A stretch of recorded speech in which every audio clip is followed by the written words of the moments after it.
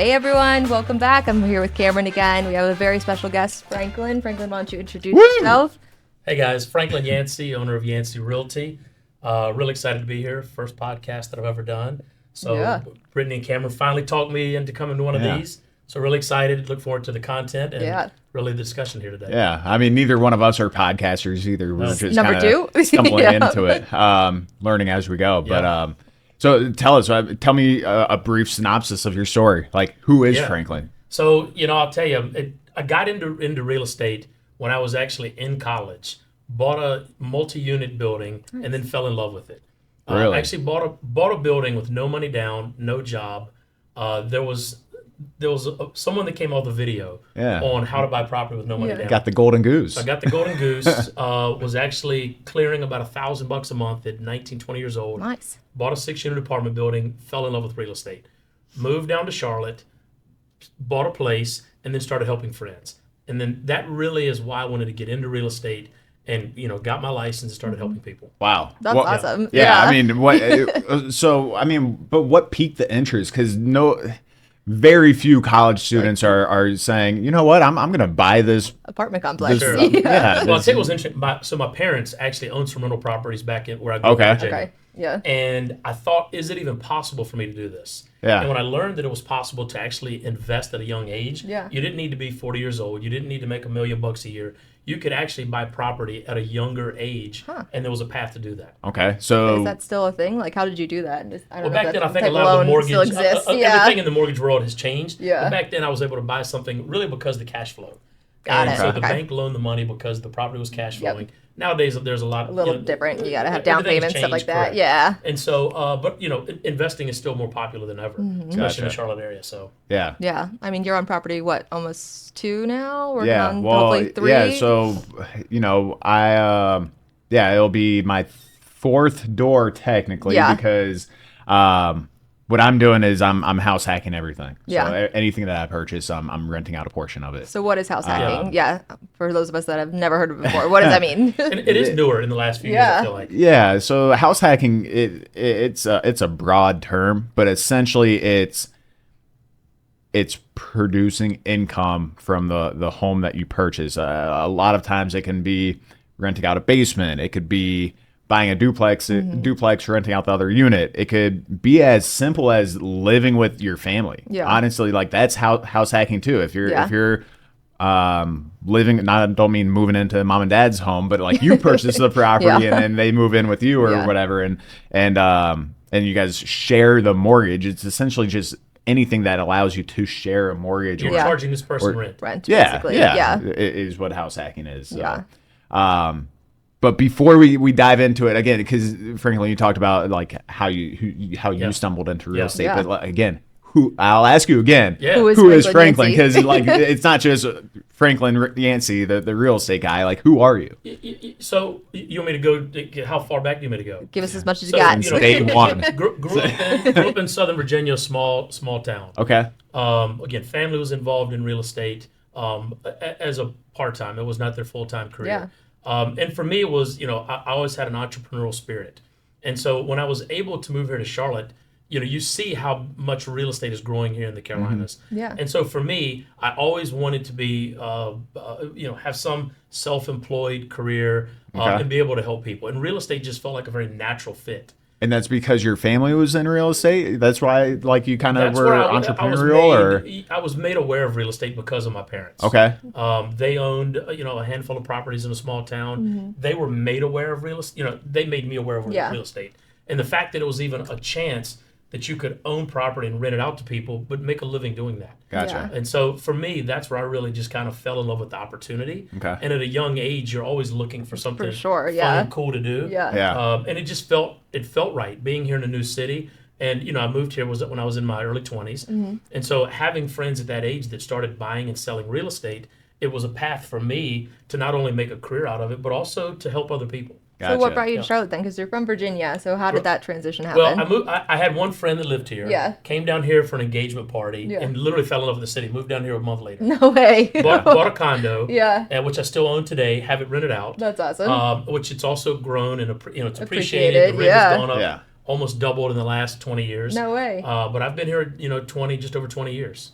That's yeah, awesome. 21 years now, and so it's been a wonderful city. Now you're married, have some stepkids. Married, have a house full of kids now. But yeah, it's been a wonderful journey in the real estate world. That's awesome. Yeah. That's awesome. I know, Cameron, you told us about you last time, so we won't bore the people again. I think my journey also, it's been when you find out that you can help people and also make a living doing it. Right. There's not many careers that allow that. You can do both, yeah. Most careers are very, it's self-oriented on, you walk in, it's 9 to 5, and you go home. Yep. It's been a different career path. Yeah. And it's changed a lot over the years since I've been here, where the market's evolved, the city has evolved, and to be a part of that's also been pretty cool. Yeah. So how do you think you've become so successful? Because, I mean, you came down here, you started yourself, and now you have a whole firm. You have, what, 50, 60 We've got 50, agents? 60 agents that are with us. Yeah. I've also grown as an owner and as an agent over time. I'd like to think that growing up in a small town has helped me understand people. For sure. And I think in this business, it's more about people than it is about houses. And I say that all the time, but I think you have to understand people, and you have to understand what their needs are versus a house, and whether it's a 3-bedroom or 4-bedroom. I mean, sitting here with Cameron now, if I've gotten to know him over the last year or more, he understands people. Yeah. And, Cameron moved here also from another city. Absolutely. Most recently, Chicago. Sure, But I've been bouncing around. So you've lived in other places, and you've had to understand people. And I think the good agents and the things that I think have made Cameron successful and has made Brittany successful is you understand people. And I think people, that's really is what's helped me, is I've tried to understand people. Growing up in a small town, you tend to have more close-knit relationships. And I think that's helped me grow and understand agents, understand buyers and sellers. Sure. How big was your town? 3,000 people. Really? That's tiny. Wow. So what'd you guys do? So literally when I went to before college, like grade school. ironically when I went to college, my dorm room was larger than my town. Yeah. No kidding. Yeah. Did you have anything to do in the town, or did you just go play with some sticks in the yard? Sports. Yeah, we played sports. Yeah. I grew up playing. I played baseball, football growing up. Oh, nice. Okay. Yeah. My brother was actually a PGA golfer. Wow. Okay. My From a sister small was town. an excellent volleyball player and softball player. Yeah. All three of us are in our high school's Hall of Fame. Nice. Okay, so you were big time then. Big time. I did all right. Yeah. I wish I could have done more. Yeah. But I loved baseball. Okay. Loved football, but baseball was my true passion. Yeah. Did you play in college? I did not. Okay. No. I was not able to, but Okay, I wish gotcha. that would have been my path. But if coach just would have put you in, you would be in the major league right now. That's a whole nother podcast. But Yeah. no, I love baseball and played some softball and stuff afterwards. But picked up golf over the years. But having your brother be a PGA golfer, it was it set the bar pretty high too. Sure. He was my younger brother too. So I've caddied on you gotta PGA catch Tour up. And that's That's awesome. That's awesome. Amazing. Yeah, I went golfing. And what about you? What sports did you grow up playing? I grew up playing pretty much everything as a child, but then clung to basketball. Yeah. Makes sense. You're tall. No, not really, but not in basketball sense. I'm not That's tall. fair. What Yeah. position did you play? A point guard. Okay. Yeah, point guard. I mean, it's just a thing where I tried really hard. I had no skill, but I tried really hard, and so I took that as far as it got me. Yeah. That it took me, and then ultimately decided like, hey, I'm not going to make it to the NBA. Yeah. I'm Gotta find something unathletic, else. can't shoot, not looking good for me. So Has playing sports helped you in real estate? yeah, I mean, translating it to real estate, I guess so. Yeah, like it definitely taught me work ethic. Again, because work ethic so boiling it down from an agent perspective, like real estate is pretty simple when you just boil it down to the nuts and bolts of it. Is like, if you're willing to talk to 100 people a day or whatever that number is, like you're going to be successful. You're going to stumble into deals. For sure. So yeah, what sports taught me growing up is just that you have to outwork people to really climb to the top. No doubt about it. I mean, again, there's some people who are blessed either with natural talent. Some people who are in real estate blessed with a huge network and people with money that they already know. But at the end of the day, the cream will rise to the top. So, and the differentiator is typically just how hard someone will work. Agree. So I'll tell you a cool quote that I've always remembered my entire life, and I've probably written down 1,000 quotes. My middle school baseball coach, he set the whole team down one day and he said, guys, if you work hard, good things will happen. Yep. And it's one of the simplest quotes that I've held my entire life. Yeah. And I think it's so that's true, helped though. playing Yeah. sports. And I to this day I wake up thinking about it daily. If you just work hard today, something good is going to happen. Yeah. Yeah, no, it's definitely true. I mean, if you haven't realized, we were talking about investing today, but yes, so You're right. so I wanted to loop them in because they are some of the top two in Charlotte. And I mean, you own a huge firm. You're working with investors nonstop and investing yourself. I know you've helped a couple of my friends even just get started in their house hacking investing world. So definitely want to talk about that today. I know you had a couple topics you wanted to bring up. You want to quickly run us through those? Yeah, I'll go through them. So today we're really going to talk about mainly investing. Like, is now a good time? Is real estate investing a smart strategy? Some common misconceptions and kind of where we see everything going in the future. So first, I want to kind of set the groundwork, like what real estate investing is. Yeah. Because most people, when they think of real estate, they think of, well, I'm buying shelter, right? Yeah. And number one, that is what real estate is. Right. But from an investment standpoint, it's a tangible asset. It's not like a stock or, my beloved crypto that I like dabbling in just for good this fun. week. Oh, it's been booming. It's been booming. Yeah. Business is booming. Up 40% Bitcoin is in the last month. So, but don't do it. Again, this is just fun money, but Put your money in real estate. Yeah. Yeah. Again, your largest portion should be allocated towards real estate, for sure. But yeah, it's just a tangible asset that you can touch, feel, make improvements to. Yeah. But historically, it's also seen as a safe haven because it's not sexy usually. It's becoming, we're getting bombarded on like YouTube and Instagram on like wholesaling and buying, like a Grant Cardone, like $1 million properties. Like for most people, that's not their average everyday house. That's not what you're thinking of. But normally it's something that you live in, and it works as like a forced savings account. Would you say it's a safer bet than like stocks? For sure. Because at the end of the day, like you're replacing your rent with a mortgage that you're buying into to boil it all down. Would you say it's everywhere, or do you think like it's Charlotte specifically is like a super safe bet? So in the United States, yes, real estate is going to be safer. Yeah. Unless you're saying like, if you're comparing bonds, like obviously you're not going to get safer in bonds, but and then some stocks, like if you're investing in oil or something, those are safe. But like in different, if we're comparing different types of investing, like segments, real estate is usually a safe bet. Yeah, because I know, I mean, you've said that you even have that condo. It's appreciated double in the time that you've had it. I'll tell you this: we're one of the banking capitals of the country. Yeah. And buying real estate, you somewhat control that. There's always a demand for housing. People need water. They need housing. It's one of the top things that people are going to need. We're in this big banking city. I can't control what the big banks do. Yep. I can't control what a online stock does. There's so many variables that are happening throughout the world that you have no control over when it comes to stocks. Yep. Okay? And it's great to have stocks as part of your portfolio. For sure. But if you're looking for probably one of the more sure bets, and if it is a stock, if you look at Charlotte as a stock, it's a great city. It's growing. People are moving here, daily. 100 a day. Thousands, yeah. And so by investing your money in Charlotte, if it's a stock, that's growing. And I think that, if you're looking for something that is sure, you're going to buy a stock, buy a house, and the demand for that house is tremendous. And versus, do you need a bank stock? Do you need an oil stock? Things can change drastically, but people will always need a house. Housing is always a necessity. Yeah. Well, what about gold?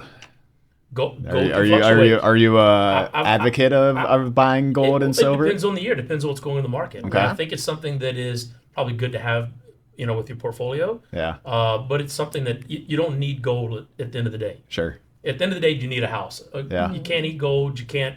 It's not shelter. It's good for for a stock. Yeah. I know one of the pushbacks that I get when I talk to my family about like buying investment properties and things like that, and they say they don't want to maintain it. They don't have to deal with it. They don't have to deal with tenants. Like, can you guys touch a little bit on that? I mean, like, it is a reality of it, but True. Franklin's the guy to talk about that. I was gonna say, Well, part of our business we do is we do property management as well. Yeah. And listen, a lot of people try to do property management on their own. It's hard. But it is very Yeah. difficult. You have to be involved 24/7. The problems always occur at night and on weekends. Of course. So you have to have a team that's there and available. You know, around the country, the average, you know, you're going to pay a property manager 8 to 10%, maybe, Sure. you know, even higher if you're at the coast or in the mountains. Yeah. But traditionally, you're about 10%. And you know, if you have multiple properties, sometimes that can be a little bit less. Yeah. But a lot of times that small amount that you're paying is for peace. You know, if you have one house or multiple houses, you can go to work, you can go to your sporting events, you can go on vacation, and someone else is going Not to help have you to with worry that. about it. Yeah, Right. exactly. So Yeah. the peace of mind of it is what you're paying for. Yeah, especially if you're not in the state. I mean, it's hard. Like, you can't get there and make a repair, so it's good to have a team that can help you do that. Yeah. And we work with people all over the world. Yeah. We work with people out of the country, out of the state, New York, California, but they also are putting their money here and buying their stock here. Because Yep. they know what a growing, you know, city this is. Yeah. Okay. I know we talked a little bit about last time, but like as far as appreciation of home values, like can you touch on that and like how it's been the last couple of years and like where you see that going as far as buying real estate here specifically? Yeah. Well, okay. So again, the last few years are abnormal. Like, so typically real estate appreciates just about 4% Okay. year over year. Yeah. Now, last year it was 5.4% was the average year over year appreciation. The year prior, 2022, I want to say was 8-ish%, Right. if I'm not Yeah. mistaken. And then like those other years were like 20%. It is nuts. But yeah, so it's really not about that though. Again, if you're looking at it from, if you're hearing these numbers 4, 8, and then me saying 20% is incredible, like you might be skeptical and be like, okay, well, in the stock market, I can get 15% easily. Like, Yeah. because you can. If you follow even the S&P, it's now or NASDAQ is now trending at averaging 13% year over year, I believe. But what makes real estate so powerful is utilizing leverage. That is the big differentiator. So what leverage is because you're basically taking out a loan to get this asset. Yeah. If you were to buy a $400,000 home and you put, let's say, 3% down, because you can do as little as 3% down, right? That means you're putting in $12,000 into the home. If that home appreciates by 3%, let's call it, next year, well, your home just went up to 412,000. So you made back what You put 12,000. Yeah. Right. You just had 100% return. Yeah. Like, and then it just keeps going from there. yeah, I mean that's the true beauty is like you're leveraging it. So even these minimal and because real estate is known as a safe haven, so these minimal returns are actually much bigger than you think. Because even if it goes up just 1 or 2%, like you're making then 30, 40, 50, again, 100% return on your money. Right. Yeah, It's I know incredible. at the end of the year last year, I went through and I pulled a home value estimator for everyone that had closed that year. And the number of people who had 10, 15K of equity just in that year alone was insane. I mean, at that point in my head, I'm like, oh, I'm making an extra $1,000 a month basically just for owning this property. Yep, correct. Because I was going to pay it in rent regardless. I think one of the great things about investing also, if you are putting down $20,000, that's your full investment. You've got a $20,000, a $400,000 investment, or whatever the math is on your, it could be a $100,000 home or $500,000 home, but you're only putting down a small percentage. Yeah. If you're buying stock, you have to put in 100%. of that. Right. Yeah. So- and you get a little bit on it. Correct. Yeah. So by buying a $400,000 house and you're getting that rent income coming in, someone is helping you pay down that principal. Yep. So if you've invested 20, 40, 50,000, someone is actually still paying down that stock for you. Yeah. Yep. And that's another note is if you're renting it out, I mean, the math even makes that More much sense. more sense Yeah. because someone else is, even if they're not giving you 100% of your mortgage, like even like, so everyone's got different strategies, but let's say you're, I mean, just for this example, if you're breaking even, then as Franklin alluded to, like everything is in the green, right? But even if you're quote unquote losing $100 a month on a home that's in an appreciating area, you bought it under market value, what have you. Yes, throughout the year, you're then investing $1,200 plus whatever you purchased it at, or the down payment that you used to purchase it. But those tiny returns are gonna usually offset any of the red that you'd be in. So worst case scenario, you're still breaking even. And again, you have this historical asset that is going to continue to climb. Yeah. Usually really, and me personally, I like to view real estate as like at least a 5-year horizon. Just to be safe, right? Like if you're just getting into real estate, I would really avoid doing like the buying and selling quickly, like buy it, It's not sell like it a in a get year. rich quick scheme. It's Yeah. really not. It's boring. Like it's boring. You're going to pay so many fees when you purchase and sell it that all those all the money that you made would have been cleared off the table. So I mean, unless you're doing some sort of renovations, flips, and like that's a little different. But like just buying a house and selling it the next year, like realistically, you're probably going to break even at that point. You're not really getting much from it. Yeah. Yeah. In a good city, you're also going to have appreciation. Yep. You're going to have someone else paying the principal. Yep. You have all these other ancillary things that are moving Tax into the write-offs. Hopefully, you're going to tax write-offs is a huge benefit. Yep. You're also going to increase your rent from year to year. If you're charging $2,000 in year one, you may get $2,100 in year two. So your value is always going up, and your return's going to go up. But your payment's going to stay the same. I mean, or go down if you refinance later when rates drop. But you have that consistent income coming in. Agree. So there's multiple ways you can benefit from investing, I think. Yeah. Yeah. No, absolutely. I mean, that's why I think it's the most powerful tool that you can use is real estate. And that's not coming because I'm from an agent. I'm an agent. I mean, most rich people are utilizing real estate. Yeah. Yeah, they buy some bonds, some stocks, things like that. But most of their portfolio is allocated within real estate. Yeah. There's got to be a reason why, right? One of the things that I also love about real estate is it's residual, but also you can hold on to that forever. So if you have a family or someone that's going to inherit something, they now have a house for the next 20 years, 40 years, 100 years. It just keeps going up in value. Right. Yep, exactly. Yeah, so I wanted you guys to kind of talk about like your investment strategy, and like I know you have a couple investment properties. Like, how did you guys get into it? Like, what's the strategy? What's the long-term goal with those? You want to start first? Yeah. So so when I moved here, I bought my first place. It was $180,000. Okay. Yeah. It's again doubled since I've been here, more than doubled. But when I bought it, I bought it knowing that I could at least, at a worst case scenario, break even. Yep. So I knew that I would break even in the first year, and rents were going to go up. And I was very fortunate that Charlotte has been trending, upwards since. Yeah. My rent has gone up probably anywhere from $50 to $100 every single year. Yep.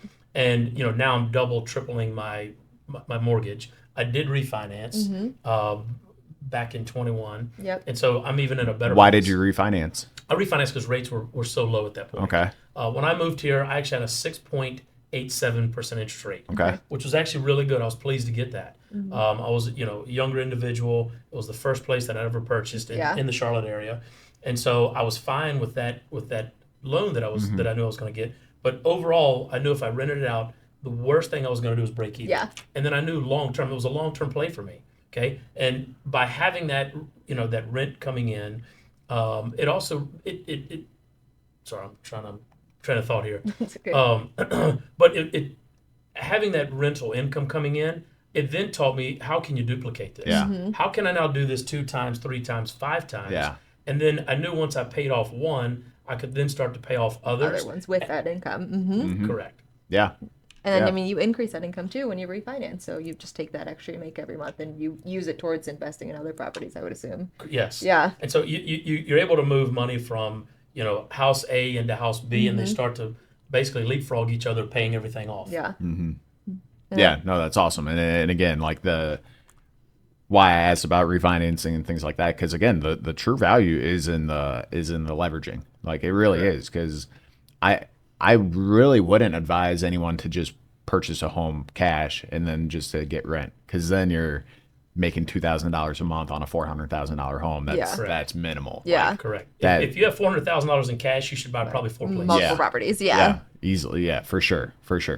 Yeah. So what I'm doing, which is like, honestly, the easiest, it's a dumb proof way to accelerate everything. So what I brought it up earlier, I'm house hacking. Why it's so easy is because you don't need to get a duplex. You don't need to get a home with a basement. You don't need to do any of that. You can literally just take whatever roommate you have now say I'm buy a 3-bedroom house and then rent out a room to your friend or have anyone that you know who may be willing to live with you. Buy a 4-bedroom home and that's house hacking too. But it's just finding a way to offset your mortgage, because here in Charlotte, if you're close to the city, you're paying like $2,200 for a 2-bedroom home. Yeah. Well, you can get, or a 2-bedroom apartment. Sorry, you could get a 3-bedroom home for that and just do the same thing. Yeah. Do the same thing that these apartments are doing. Rent out rooms. Like it's a lot of people are living with roommates. You might as well just do the same thing.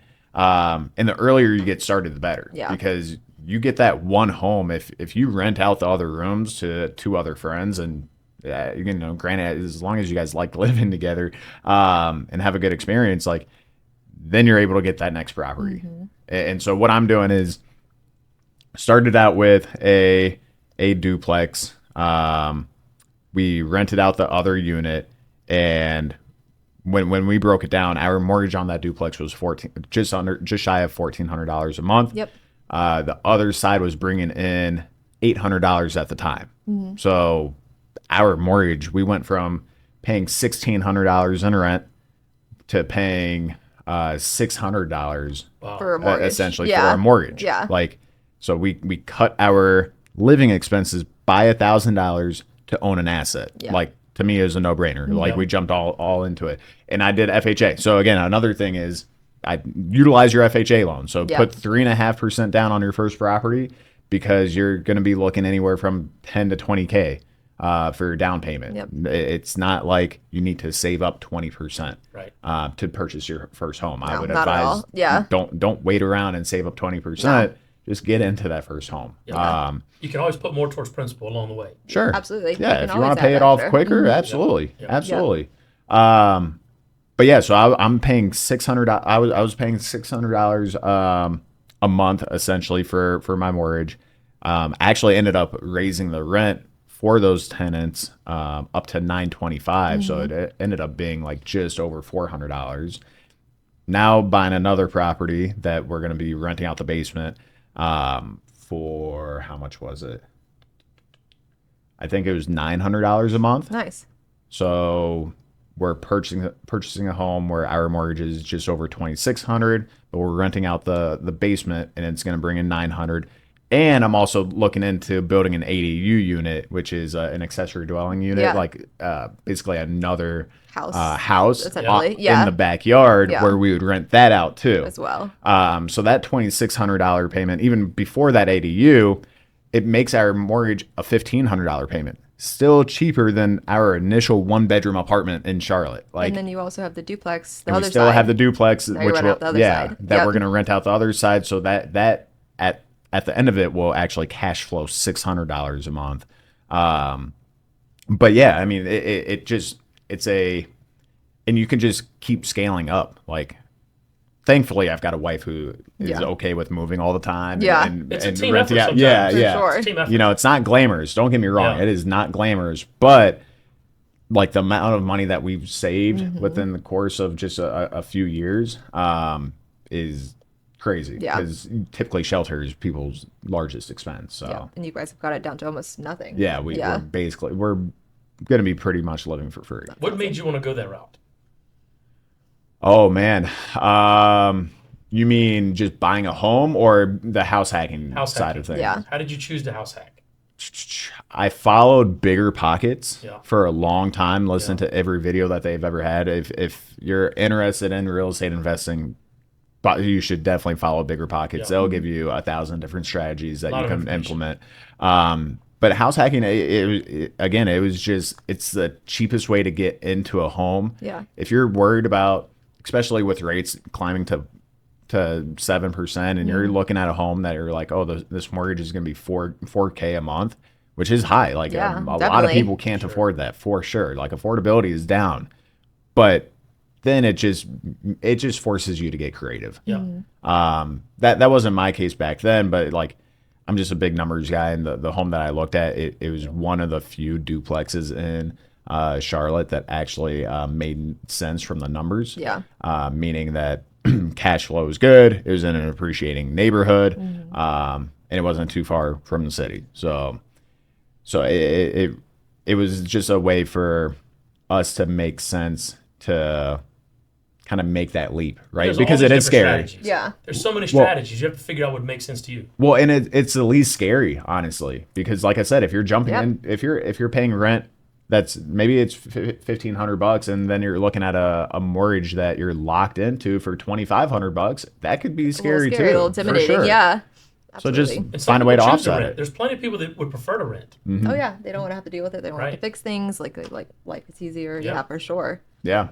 Yeah. Yeah. So I mean that's again, I'm actually contrary to my profession, I don't think that a normal home is actually an asset unless you're making money off of it. Yeah. Like Yeah. that's just my belief. You can contest all you want. I mean, we can have some fun with that, but I think if you're just purchasing a home because it looks nice, Yeah. and you want to have that ownership, I don't think you're necessarily going to make the money back that you Yeah. may think you might. And some people are okay with that. Some people Yeah. just like having that house. They like living there. That's totally fine. But if you're looking to expand and get into real estate more, like there's definitely a lot of options. Yeah. There are a lot of people around the world that prefer to rent because of that. Yep.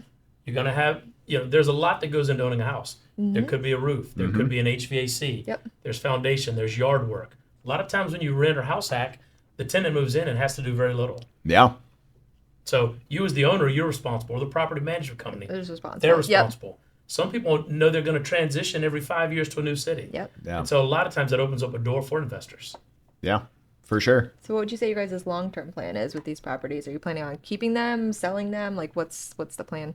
Well, for me personally, day one, it was always a long-term play. Yeah. And again, going back to my parents, they still own all of theirs. So, So you're us keeping as all of kids, them? Yeah. we benefit.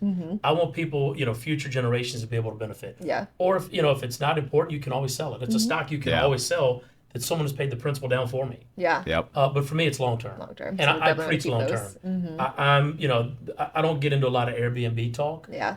Because I feel like it's a quick way to make money. Sure. I love the long-term play. I want a 12-month, 24-month contract. Yeah. What about you? How do you feel? I know because you've done both, right? Yeah. Yeah. Done Airbnb. But like essentially like when I buy a property, like I'm thinking long term in Long-term, mind. yeah. Like I'm thinking about like buying and holding. I Yeah. haven't really gotten into the flip space. Yeah.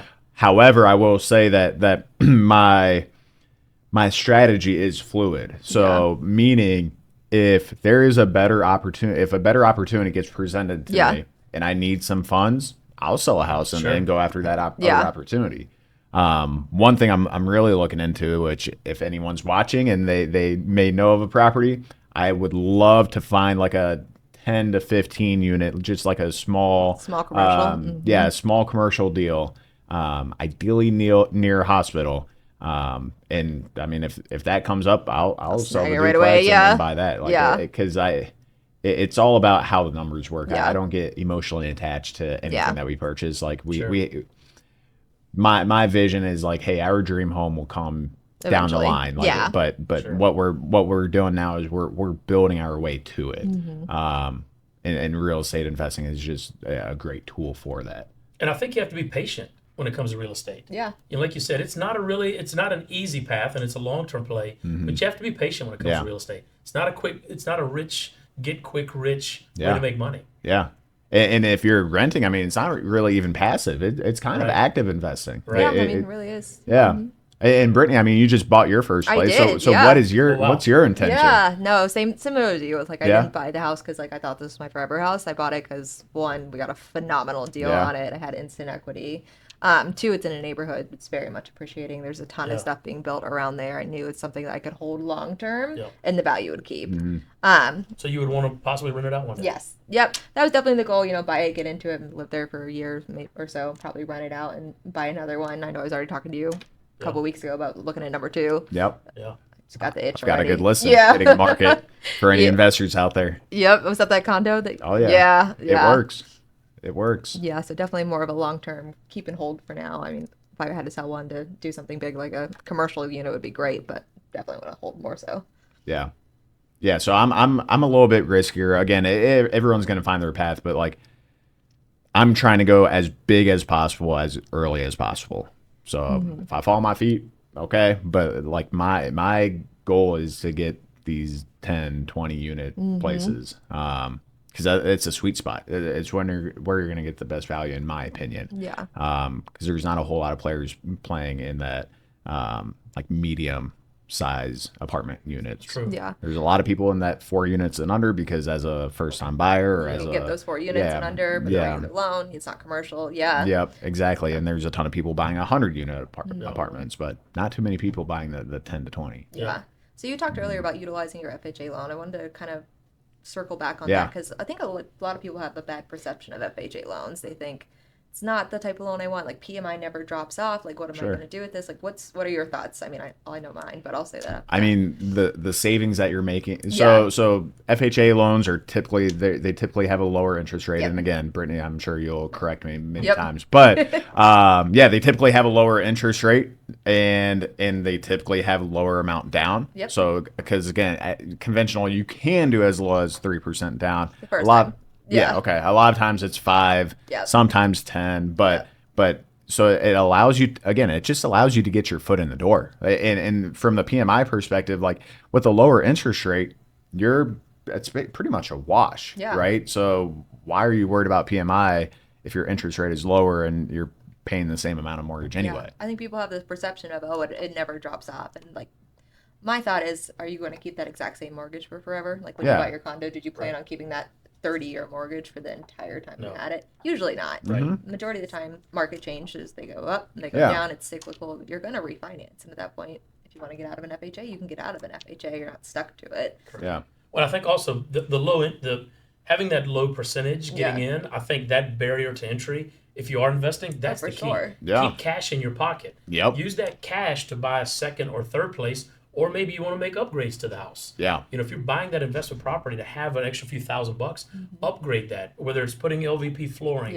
painting, any type of upgrade to generate more revenue. Yep. And when talking about real estate investing, you hit it right on the nail on the head. Like put as less down as you can and make upgrades because that's called forced appreciation. And you can find the ugly house on the block. Like find the neighborhood that you want to be in, and then just if you're okay with that, find the ugliest home on that block. Yeah. Put in minimal work, do new flooring, repaint, put in different fixtures. Maybe you're paying $10K for all of that. Well, now you've just bumped up the value of the property $30K. Yeah. So you just made $20K within a few months. I mean, most people don't make that from their job. So it's like, it gets really simple. You just need to know what you're good at and what you're comfortable with. I think start off simple. Yeah. Start off simple. Don't put as much money into it. Even if you have millions to spend, disperse it out. Yeah. You can always spread that out over time. And by putting down less on the first one, then it allows you to invest more along the way. Yeah. And there's less risk. Yeah. If investing is not for you, you can always sell it. Yeah.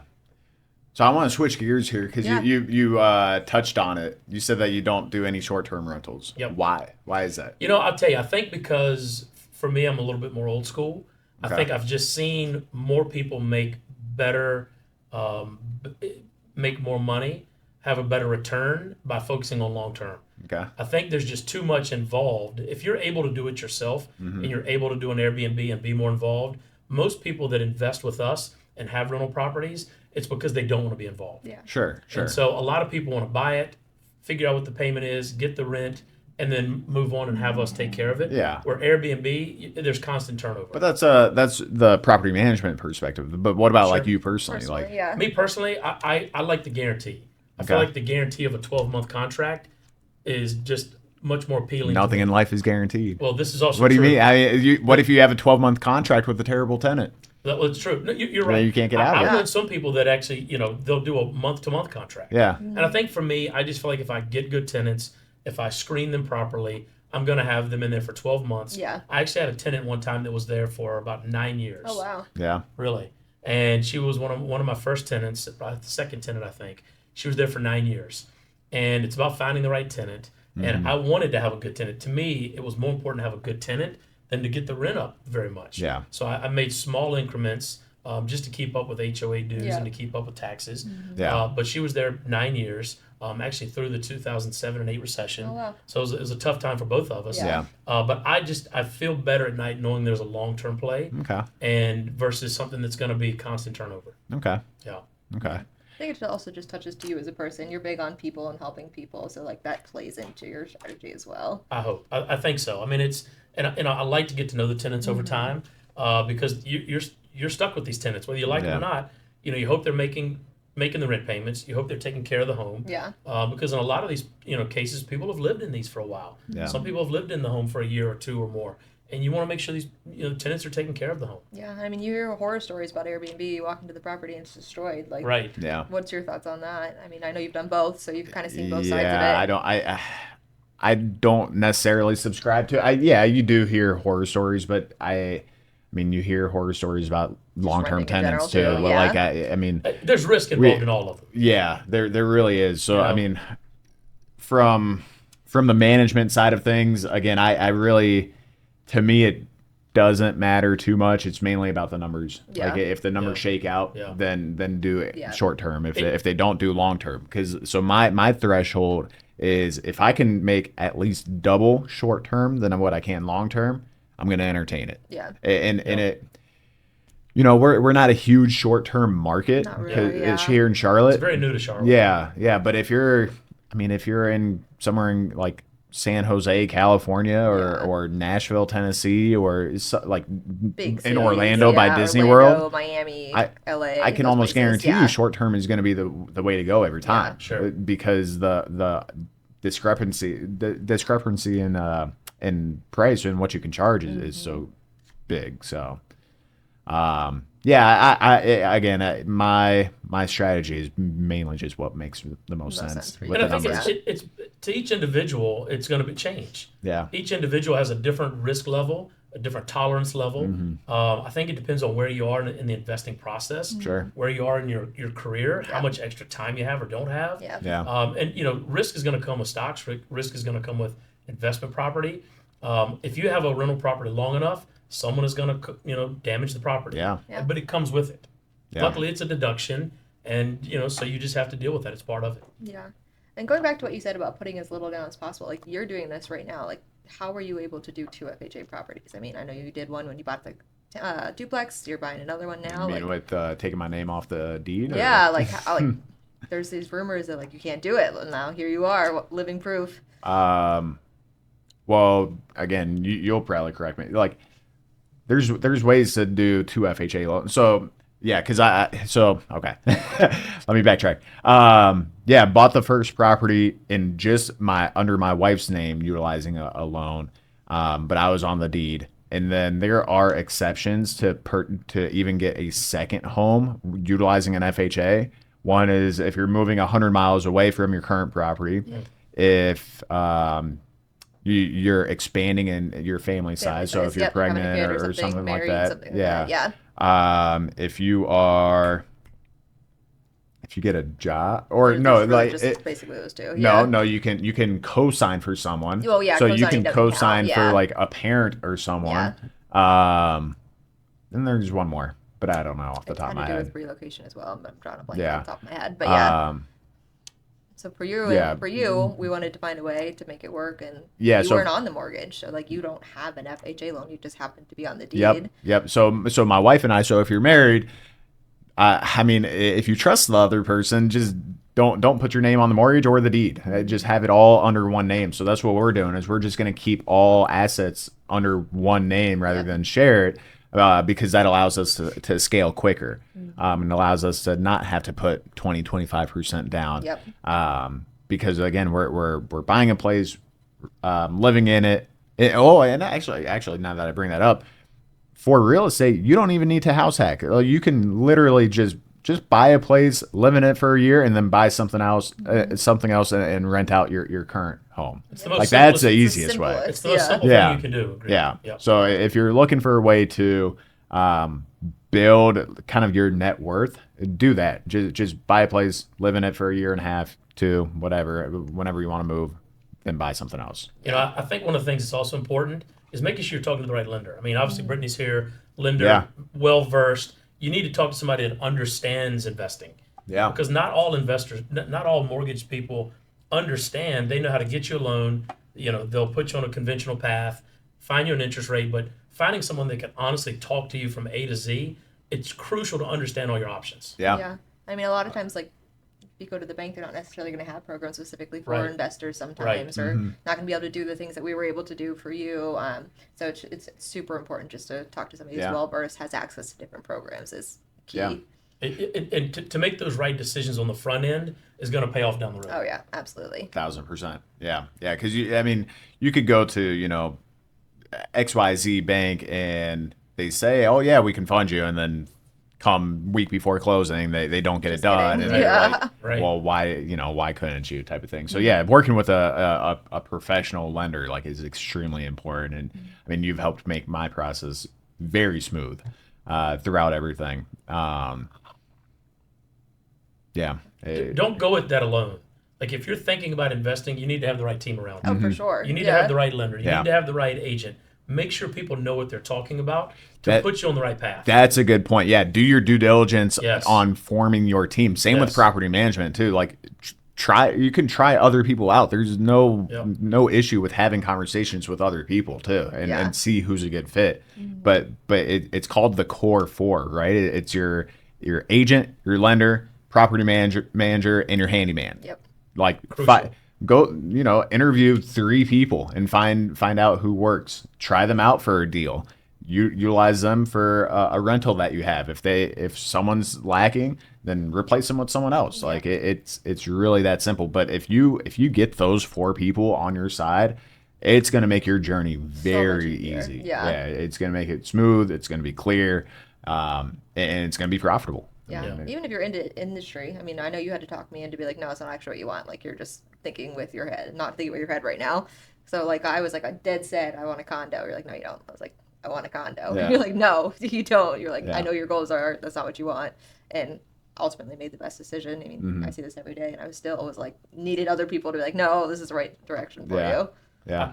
Going back to like an earlier question, I think one of the dreams that I had was if you buy a property in your 20s or 30s, well, if you can get that paid off by 55, 65, you now have a part-time job that you're doing nothing for, cash flow coming in, Yeah. 1,000, 2,000, 3,000 month. bucks Yeah. a month, Yep. and you're doing very little. I mean, we're all envious of everyone who bought 30 years ago, right? Right. Yeah. Everyone like Bought a house for nowadays $5, yeah. are complaining and Yeah. moaning about, oh, well, these boomers, they had it easy, right? Like, The same conversation is Yeah. going to happen every 20, 30, Yep. Yeah. continuously. yeah, real estate is not getting cheaper. No. It's not, no matter what. Like, so you can keep on waiting until, just become a lifelong renter, or you can just make the leap and jump into something. And no matter what city you're in, Like- the population's growing. Yeah. People are still moving here. There's businesses moving here.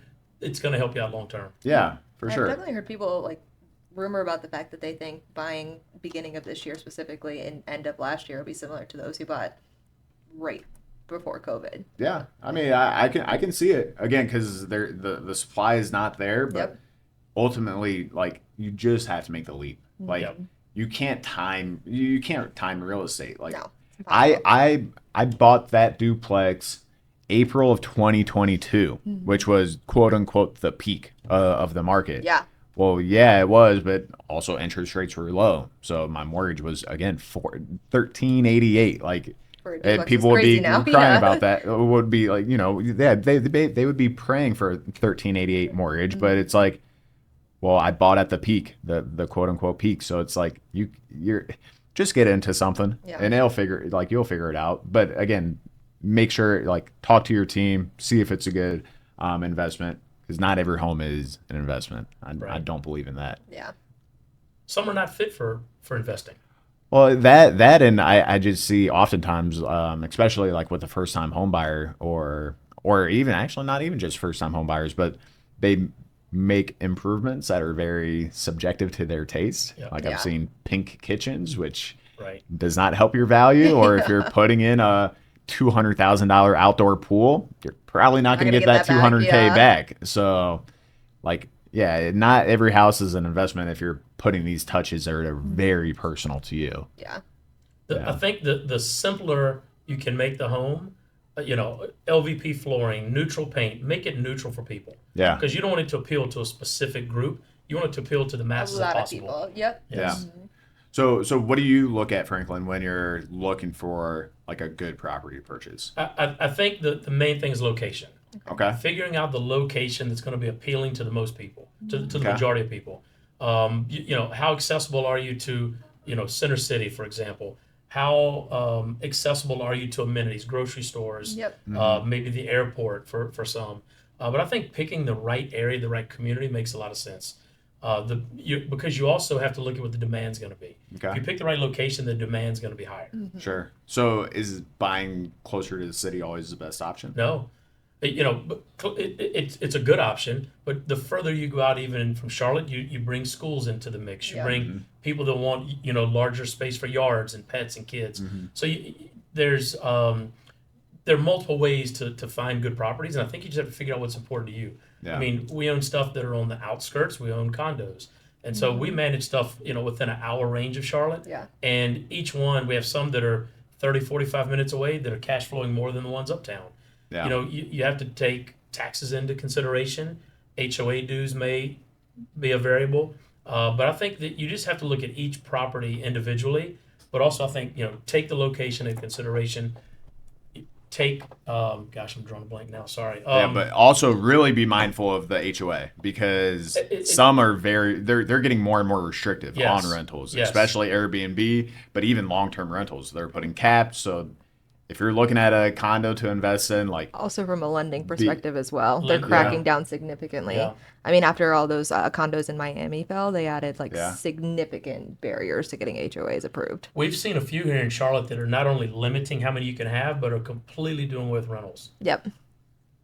really. Yes. Just Yeah, I no mean, rentals yeah, alone. and that can happen without your cosign, right? So it's like, yeah, I'm a little bit iffy about buying in an HOA, just because you're kind of at the mercy of someone else. Yeah. Like they could say HOAs no can more. be great for some people, but I think you have much more flexibility when you do not have an HOA. Yeah.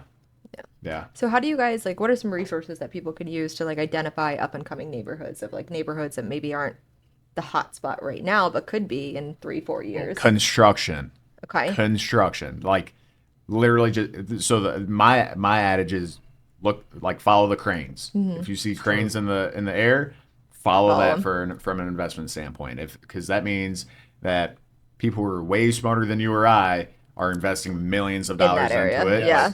Like a DR Horn, for example. Yeah. Where are they buying? Because they put in $1 million in market research to see if this would be a good area. You can just follow them. Follow these big time builders. But yeah, follow where a new coffee shop is coming into town. A new Watch for a salon. grocery store, a new Yeah. salon.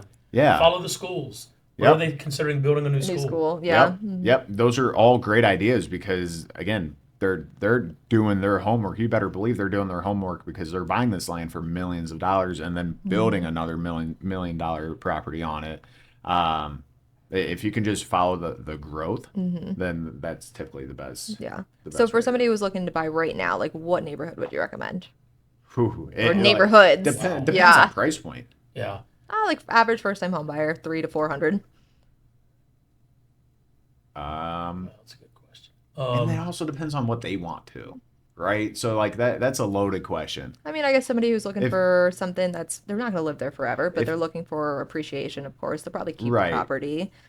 So to answer your question, I Yeah. think you've got to do a little homework. Yeah. You need to sit down with your agent, do a little homework, and you've got to figure out, I always draw a circle around Center City. Yep. And then there's a layer 2 and a layer 3. Yep. You have to figure out what are Where? rents in those areas. What, because your rent may be $2,000, but if you're buying a $500,000 house, Yeah. that may not make sense. But if you can go out into, closer towards the airport or towards Mint Hill, towards Matthews, some of those areas you can still buy a $300,000 or $400,000 house, but rents are going up because there's demand for those areas. Yeah. So I think for me, as Cameron alluded to, you've got to figure out the right price point. And if you can find the right price point, find the area that has those price points For that. to Yeah. really Yeah. match up with the rent that you're going to need. Yeah. So Yeah. would you say it's a conversation that all agents are having? Are they sitting down with every single buyer they talk to and going long-term No. goals? Why do No. you think that is? Maybe 5%. Why do you think that is? I think a lot of people also, when it comes to buying investment property, they think cheap. Yeah. I want to buy a $150,000, $200,000 place. Yep. Well, that doesn't mean that the value is going to be there for you. Yeah. Right now, I feel like there's a sweet spot in Charlotte between like that, 3,000 and 500, because there's a demand for people that are going to be in that price point. You're also focused on people that may not be able to afford to buy at this time, so they're going to rent for a year or two. But also, it's going to keep your price point from a mortgage perspective a little bit on the lower end, and that neighborhood may also draw a little bit higher rent. Yeah. Well, and you said why kind of people don't sit down with why is their that not like agent the and normal why. practice?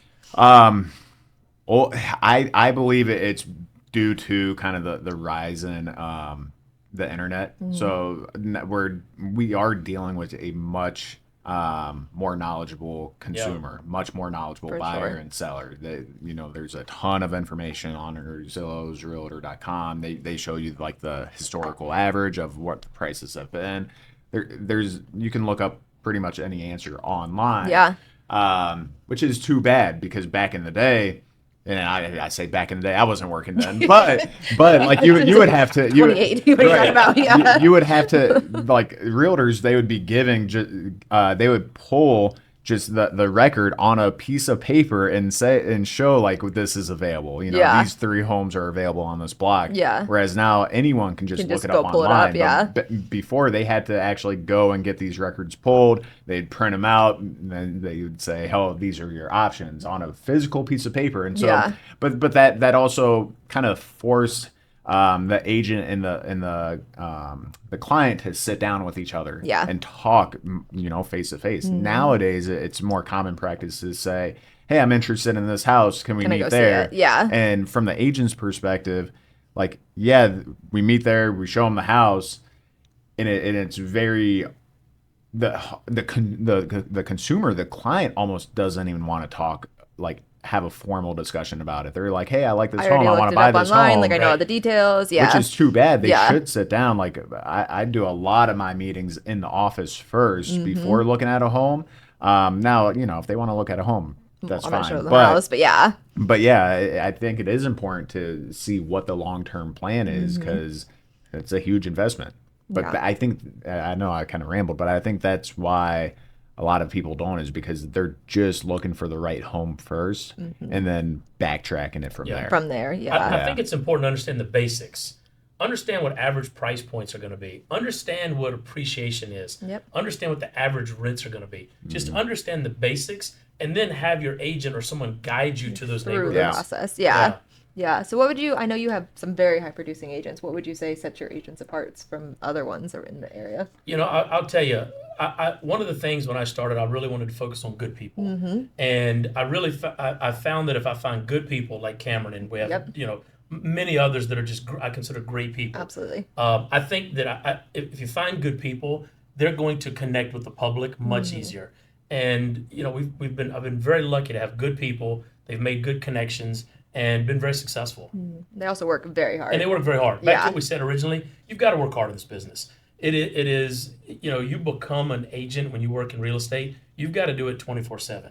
You are there to do it around the clock. It's not a side hustle. It's not a part-time thing. You have to eat, breathe, and sleep real estate. Yep, absolutely. Yeah. So for a lot of times, the people that end up doing investment properties end up being realtors. So what's some advice you guys would have for realtors that are just getting into this? Like, how do they start? Like, where should they start if they're looking? You said a lot of investors get into a lot of people that end up investing are in like the real estate realm-ish. Like, what would you recommend for those just starting out?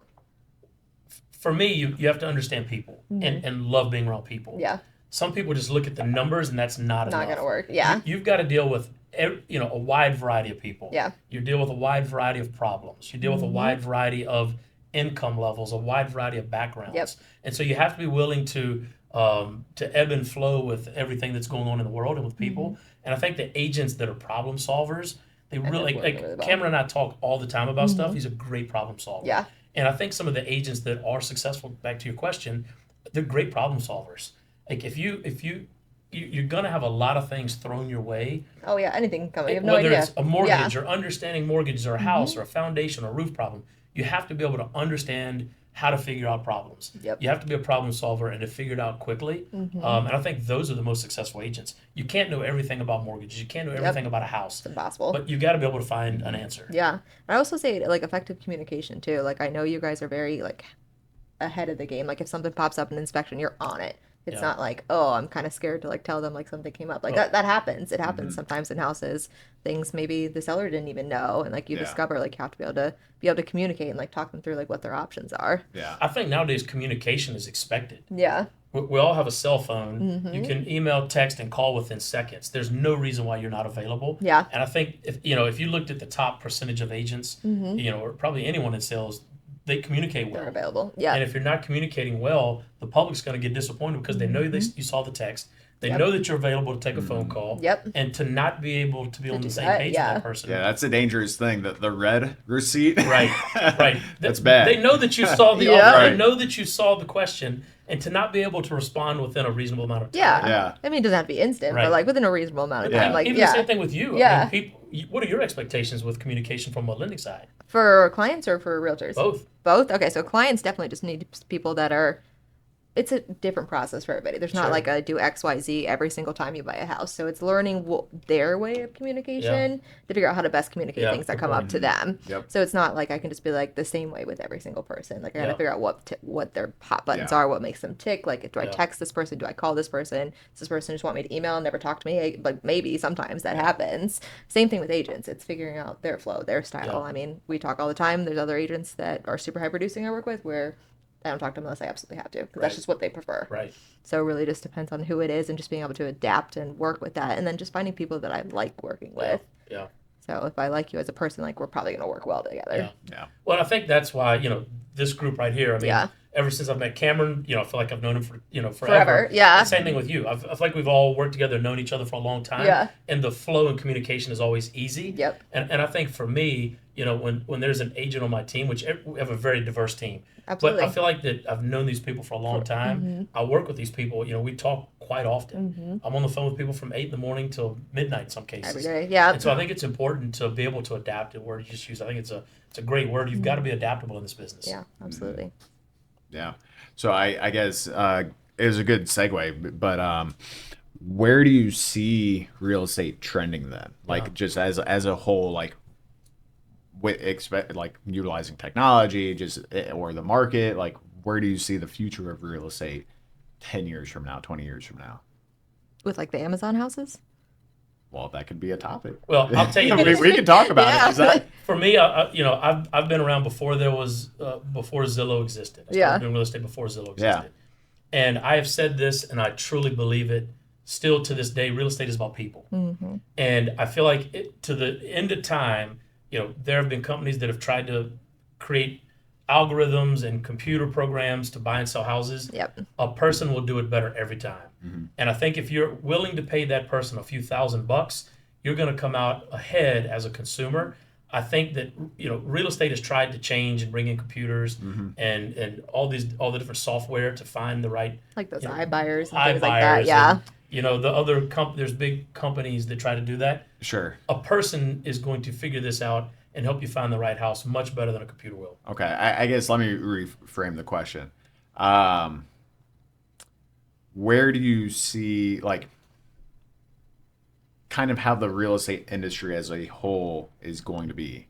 Because Brittany, I love that you brought up the Amazon houses. Like that's something. It's been all over my TikTok, and I was like, I didn't even know this was a thing. Yeah. But seriously, so what I'm seeing is we're seeing smaller homes now being built, even tiny homes. They're building tiny home communities now to fight affordability. Yeah. I mean, where's affordability going to go? Like, where do you see how the interaction is done? One of the things that we've seen just recently from COVID is people working from home. Yeah. So you're seeing people have more of a home office. You're seeing maybe people working, work both family, kids doing homeschool more. Yep. You're just seeing, I think, the home office be a little bit more important than you would say a formal dining room. Yeah. So I think as our cultures have changed, I think the house is changing along with it. For sure. You're seeing house hacking that you mentioned. That didn't exist years ago. Generational homes. And would you buy in the suburbs too, or? Yes. Yeah. No question. I think I think some people are moving more towards condos or smaller homes.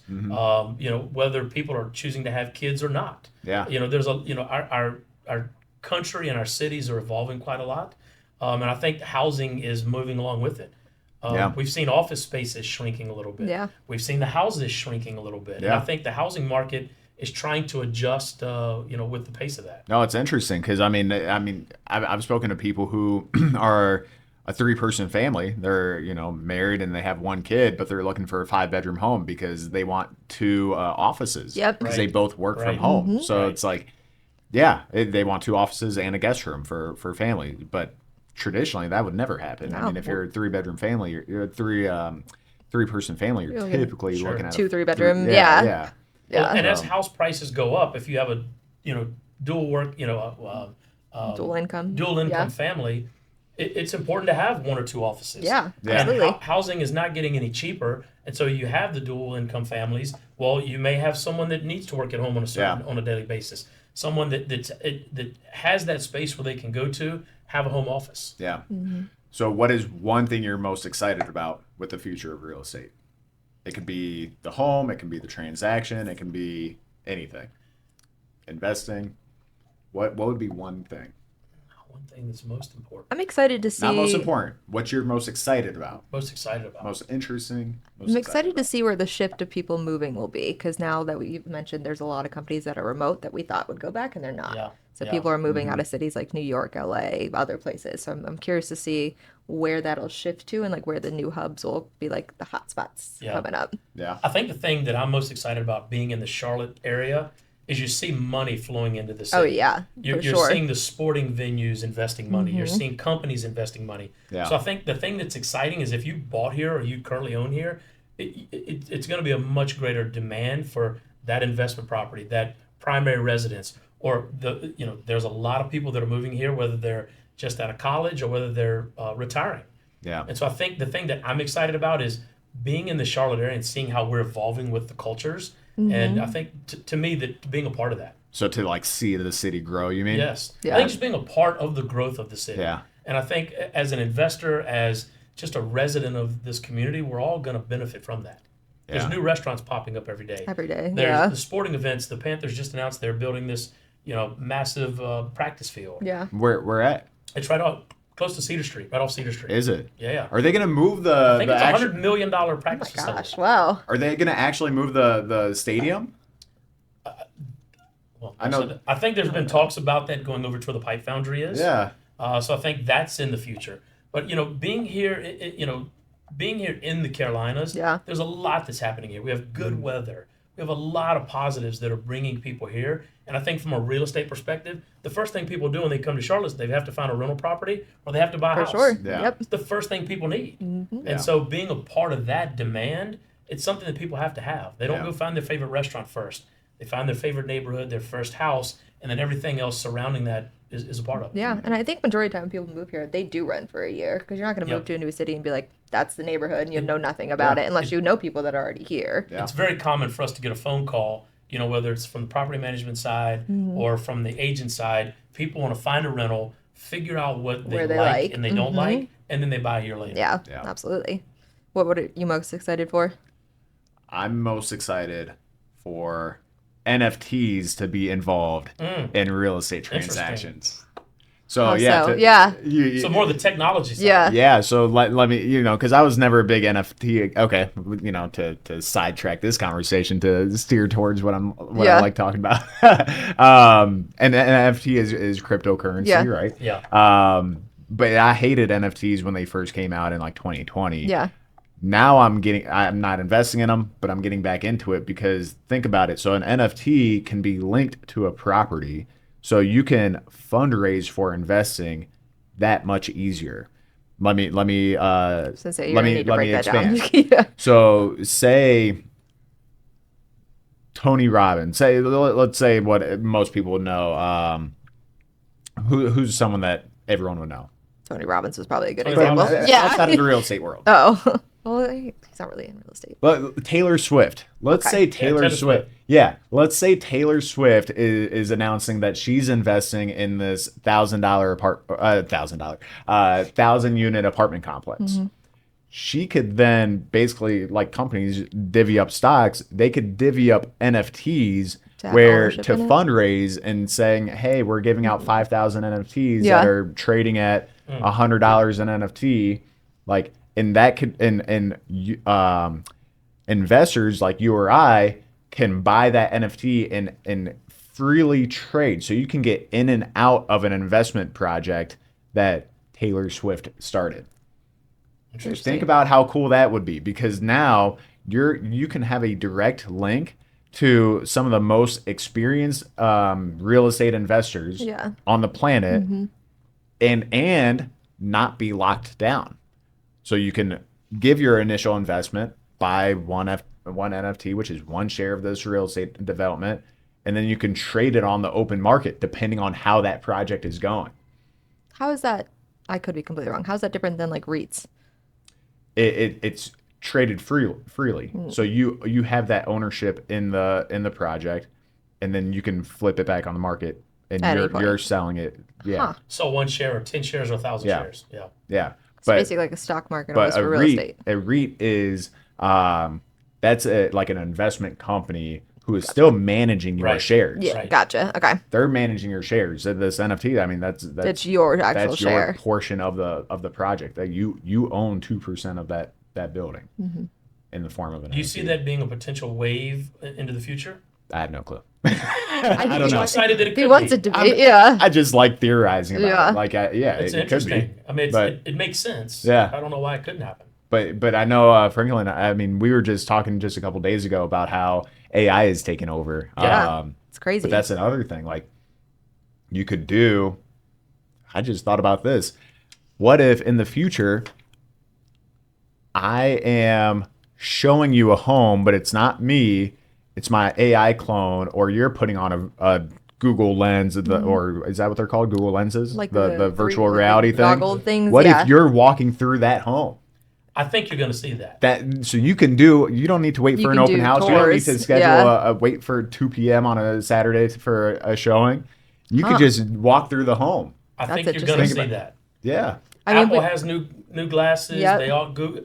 You're going to do that. You're going to sit. You're going to do a walkthrough of the house, much more in 3D than you are right now. Yeah. Yeah. And it may be Cameron Frank as a AI. Yeah. They're starting to do that. I forget the name of the program, but Russell did that the other day where he essentially he went to a room, they recorded him or whatever, and now he has his Russell AI looks just like him, looks a Yeah. little off, or you can tell it slightly it's AI. But then you can go and you can type, you like make a video saying XYZ, and it makes a full video as if he's talking. It's Yeah. crazy. I So think technology is going to play an interesting Yeah. role in the future of real estate. And we've talked about that literally dozens of times.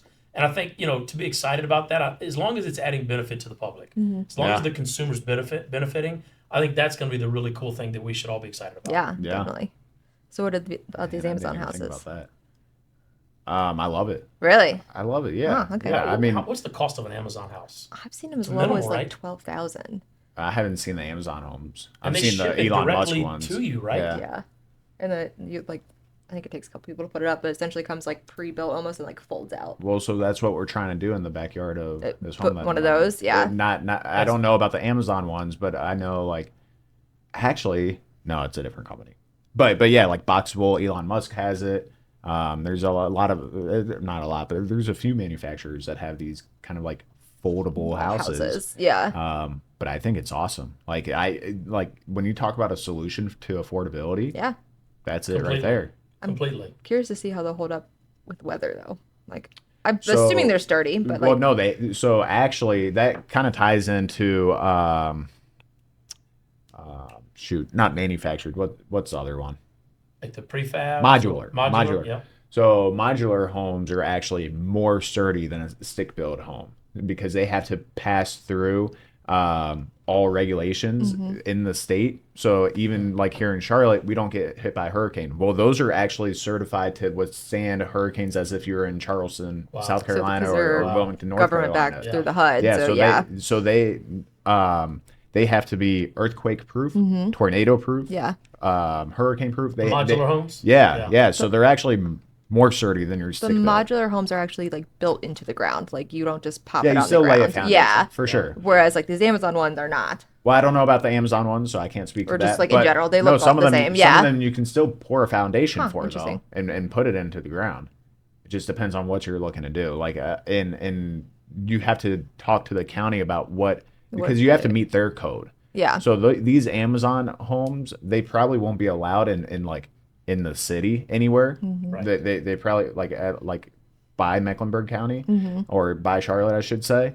But you can still get one of these like modular homes, pour a foundation, and just make sure that meets the code as any other home It's would. a great option. Yeah. I think it's also a cool solution for people who need offices Yeah. at home. You can pop one in the backyard. You got a whole extra office. Yeah.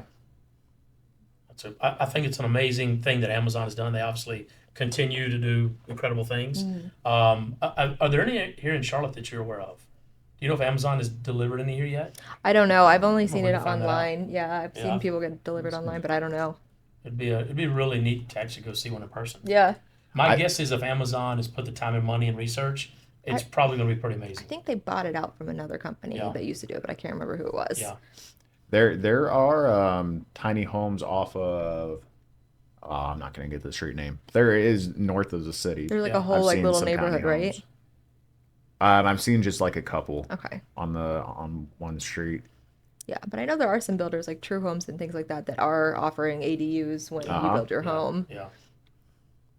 So this is an article back in 2017, end of 2017, that started talking about the Amazon homes in In Charlotte. 17. Yeah, No kidding. city trying to figure out tiny home regulations.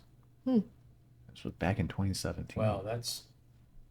I guess they've been working on it for a while. So Yeah, Wow. I wonder if the one that I saw, because it kind of looks like this one. it could have been. I'm pretty sure I saw this one. Where? Take a It's field just trip? north of the city. Yeah, it'd be. I assume most of them are 15 one bedroom, minutes from here. one I bath. think so. I think That's the most. design. Ooh, yeah, maybe one bed, one bath. They could be two. The ones that I've seen like video walkthroughs have been like one bedroom, one bath, like pretty small. You know, the Yeah. first condo that I bought when I moved to Charlotte was 800 square feet. Yeah, So they're probably smaller than that, but yeah, it's you don't need that much space. And a lot of times when people live near a city, you're there for the amenities. yeah, Oh yeah, It's like a small hotel room. yeah. yeah. And again, it's just getting your foot into the door of Yeah. ownership too. Yeah. So I think that surge is very powerful. But it's going to really be interesting to see how that catches traction over the next few years. Because Yeah. it's so affordable, Oh yeah, it may appeal to a lot of people. yeah, definitely. Can't wait to see. I want to see one in person and really get, feel the insulate. How is it insulated? Is it because they look almost like glass from what I've Kind seen. of. The ones I've seen, yeah, they look like They glass, seem almost like a transparent. yeah, or almost they kind of remind me almost of like a shipping container Yeah, siding. yeah, Yeah. Yeah. Hopefully there's one in Charlotte. We'd have to find out, and I We'll know go there's take a one. field trip. I just don't know where. what if you could call the company and find out if there is one here? Yeah. It probably is. Well, this was like a. Cameron, you news should article. order one. Let us know how it is. Again, Well, I you plan should be on back. it. Yo, that'd be plan cool. on ordering Take one. it back. I don't like Deliver that it. to the Here front we go. yard. Yeah. And I found one. You did? It's a one bed, one bath. It sold for $135 back in April 2022. this is on Amazon. This is 289 square feet. What? It's not an Amazon home. This is just a tiny home, here in yeah. Charlotte. Yeah. It sold for over 100,000. Well, because think about it, they bought the land, so they didn't build this for Yeah. 100,000, but they resold it for Probably at least on an acre, no, maybe more. no, No? in Charlotte, no, 0.2. Oh, this is in Charlotte. You're talking. Yeah, Okay. yeah. Wow.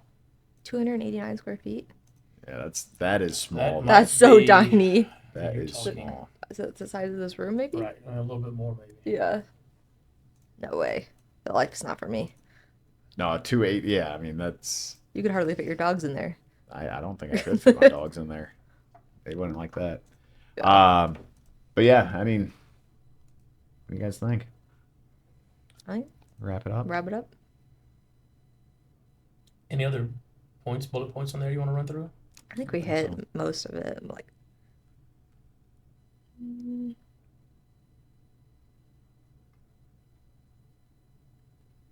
yeah, we touched on that. Trying to Closing think if thoughts there's anything before else. call to action. It's probably one of those things we could sit here all day and chit Oh, chat. Cameron, I'll Yeah. let you do our call to action. Subscribe to. Dun, dun, dun. What's our name? You didn't Oh, I send didn't me- respond to you. Let's get a I name, totally actually. looked at that and Is it not the I Grow responded in my podcast? head. Is it the? oh, that's just what the podcast room is called. Yeah. Do y'all have like a little name for the? Well, Brittany just ignored my options. Flat that I ignored sent, you. so Apparently, I read them all. I sent her like 30. Why don't you do this? Why don't you throw out some options and see if the listeners want to? What are the viewers like? Do we have viewers yet? Yeah, we don't have it. We didn't even post it on YouTube, so. Eventually, there will be. There will know. be. I can't remember when you sent it to me. That was a hot minute ago. I sent her like 30 options, You and did. she just said, "Screw off! I don't want to talk to you." Honestly, I read it and I was like, I'm really busy right now. I'll go back to this, and I didn't. This might be a midnight laying in bed kind of figuring out. I'll find it. Do you have it? Can you pull it up? Yeah, I'll get it. And it could evolve. There was a couple I liked, and I can't remember what they were. This is definitely fun. Yeah, A little bit nerve wracking. you did great. It's one of those things. So if you get better at it, Yeah, I got it. It was funny. You know, one of the first conversations that Cameron and I had yeah. is. Oh, I found it. You got it? Yeah. Okay. He may Okay. remember this a little bit differently, but one of the things that I noticed was you weren't doing a lot of social media. No, I wasn't doing it. You You're know, like, I was like, you yeah. got to do this. And now you do it daily. And then it's like now all of a sudden he's like a professional doing Yeah. podcasts. But just in a short period of time, how much you've evolved. Yeah. That just watching what he's doing on social media and Instagram, I mean, Yeah. he's right there in the flow with all the top people. Yeah, that's awesome. And it happened, literally, I felt like in like 2 or 3 month period. Mm-hmm. You know? Is it It's- from that like program you signed Yeah, up with? whenever That's I been happening a downloaded lot. Casey, Yeah. Yeah. helped me No, get outside of the doing bubble and excellent. make video, but But you also seem so much more comfortable. Oh yeah. Like I watch him and I'm like, people would think this guy's been just doing this for years. yeah, just about doing Fake it. it till you make it. Yeah. No, I mean, I told Franklin I just posted this stuff. I didn't Yeah. like review and edit too much. Like, There are some people that literally spend 4 hours There's no way. doing something on content. And I'm like, Could not you've do got to it. do something else. There's no You can't way. spend half a day. That's on so a- much. unless you're second getting post. the leads from it.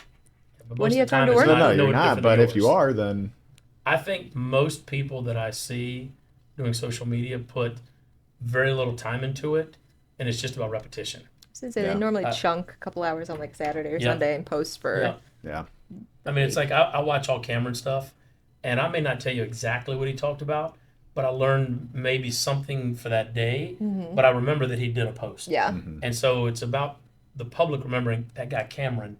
I need to call him because he did He did something about investing. They talked about this Yeah. last week or Right, whatever. Yeah. And I think that's the most important thing, to have something and be front and center on just people remembering you, yeah. because you do a very good job. Okay. Are I you going liked- through 'em right I now? am. I like number 4, On the first email or second? the one that has like What's the first 15. Queen City Property one? Okay. Insights. Okay. I like number 4. I like 5, Oh yeah, 4's cool. but I don't. No, it's a tongue don't- twister. It's not a tongue Crown twister. Town real estate talk. Well, I would Too take long. I would take talk Yeah, out. it's It's just too Crown long. Town real estate. But yeah, I don't know that. Yeah, does everyone know Charlotte's the Crown City? Market movers is pretty cool.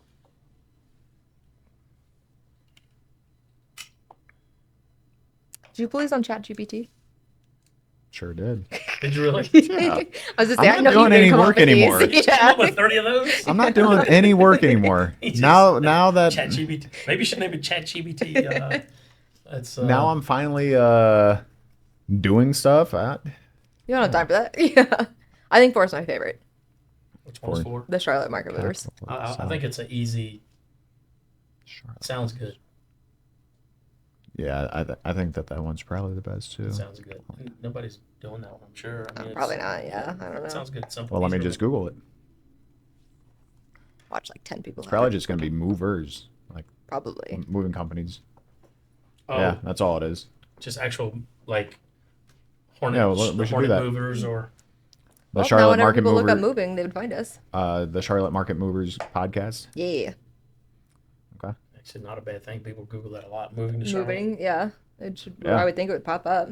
Yeah, the wordplay is good. Mhm. It's Yeah. got Charlotte. It's got move. Charlotte Market. Yeah, Market move. I think it's great. Charlotte movers. yeah, that's good. Way to Yeah, I go, think it's cool. Okay, ChatGPT. sold.